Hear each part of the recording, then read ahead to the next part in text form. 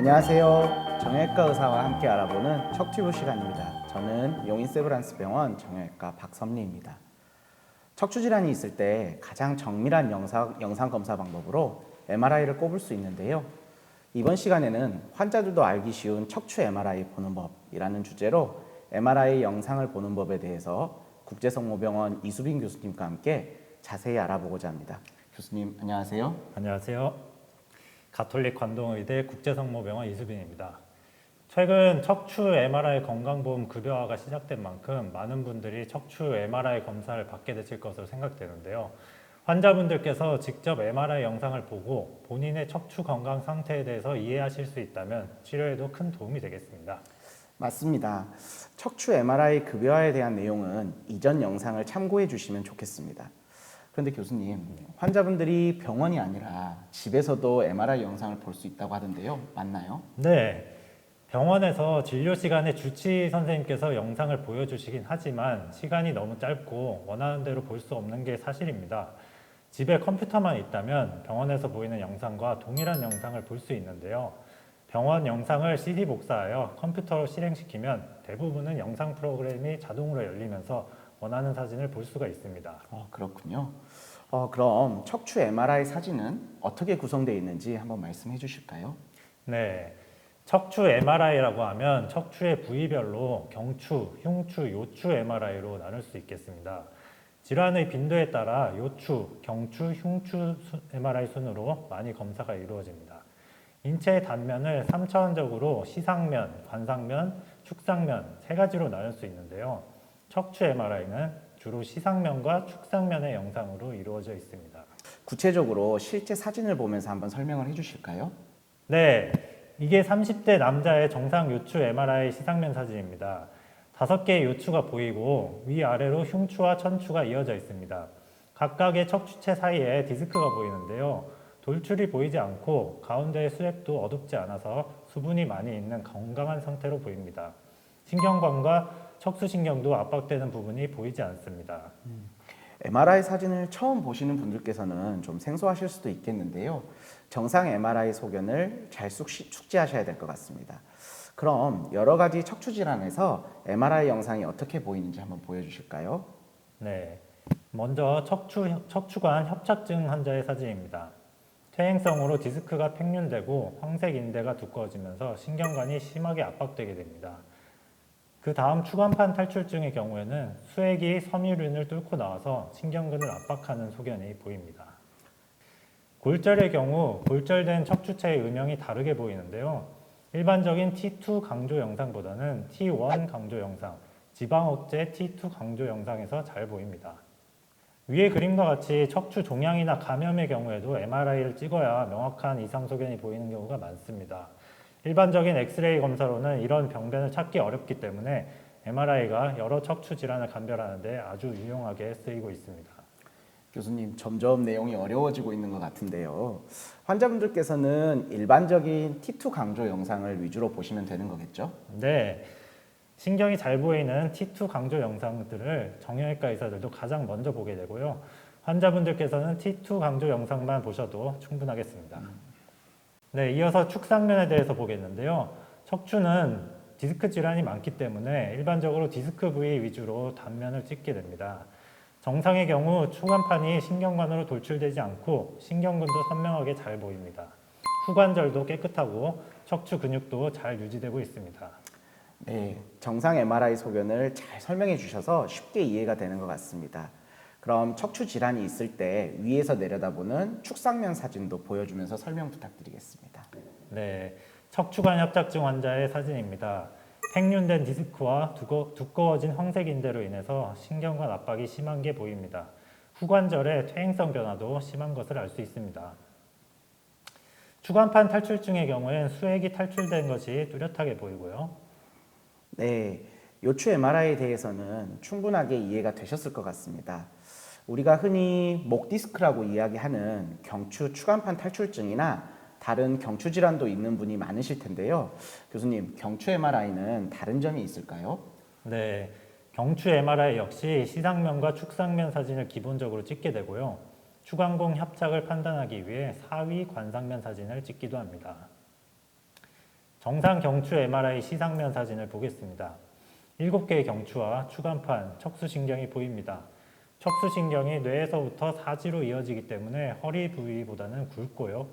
압박되는 부위가 없어야 정상이라고 볼 수 있습니다.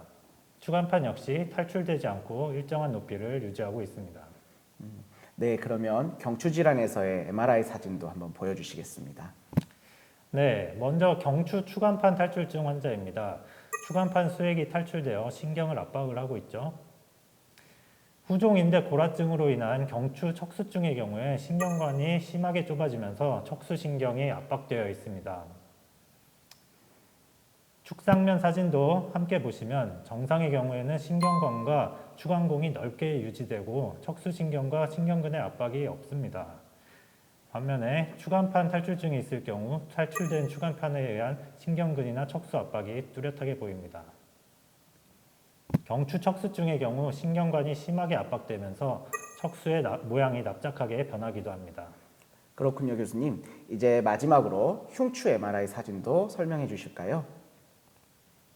네, 흉추 부위는 12개의 흉추로 이루어져 있는데요. 갈비뼈가 연결되어 흉곽을 이루고 있어서 전체 척추 중에서 가장 움직임이 적은 부위입니다.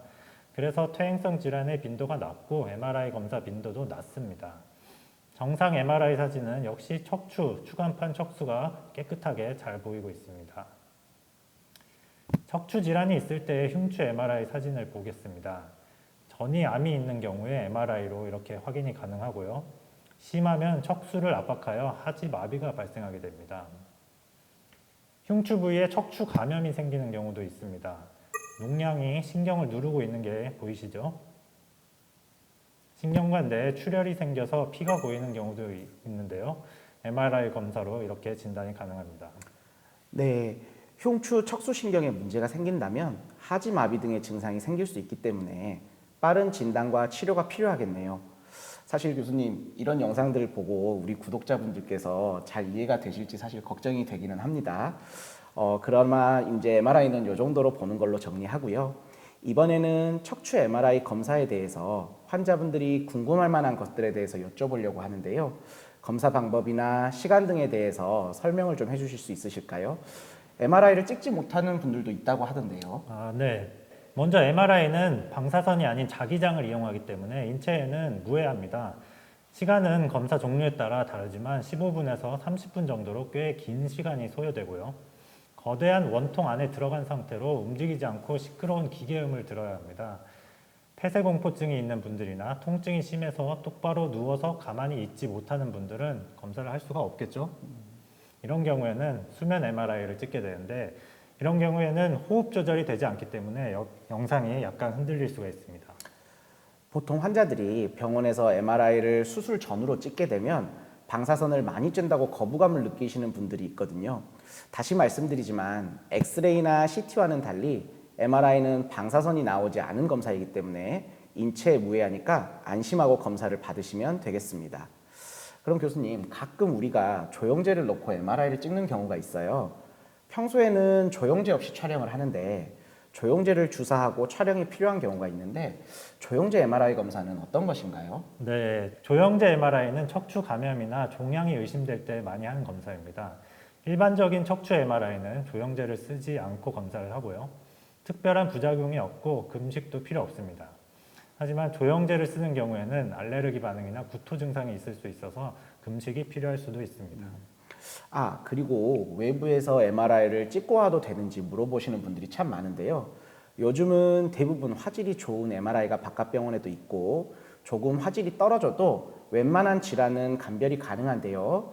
그래도 수술 전 MRI 등은 이왕에 화질이 좋은 것으로 촬영하는 것이 수술하는 의사나 환자에게 더 유리하다고 생각이 됩니다. MRI 화질이 기계에 따라 차이가 있다고 하는데 어떻게 구분을 하나요? 네, MRI는 자기장의 세기가 셀수록 더 선명한 영상을 찍을 수 있는데요. 쉽고 간단하게 말씀드리면 우리나라의 경우 1.5 테슬라나 3 테슬라 기계가 대부분이고요. 일반적으로 3 테슬라 기계가 더 화질이 좋기 때문에 타 병원에서 촬영을 하고 올 경우에 어떤 화질의 MRI인지 조영제가 필요한지 확인하고 무조건 가격이 낮다고 화질이 낮은 것을 찍었다가 MRI 검사를 다시 하는 경우가 없도록 담당 척추 전문의와 상의하고 원하는 옵션을 맞추어 촬영하는 것이 좋겠습니다. 네, 오늘 말씀 감사합니다. 이번 시간에는 MRI 보는 법에 대해서 알아보았는데요. 척추 질환을 앓고 계신 환자분들, 척추 질환이 없더라도 척추 건강에 관심이 있으신 분들께 큰 도움이 될 것 같습니다. 한 가지 말씀드리고 싶은 것이 있는데요. MRI 영상이 안 좋아 보인다 하더라도 증상이 심하지 않을 수 있고 수술이 필요하지 않은 경우도 많습니다. 반드시 주치의 선생님과 진료 후에 정확한 진단과 적절한 치료를 받는 것이 중요하겠습니다. 교수님, 이번 시간은 이렇게 마무리하겠습니다. 저희 척추외과학회 유튜브 채널 구독과 좋아요 꼭 눌러주시고 시청해주시면 더 좋은 정보를 제공해 드리도록 하겠습니다.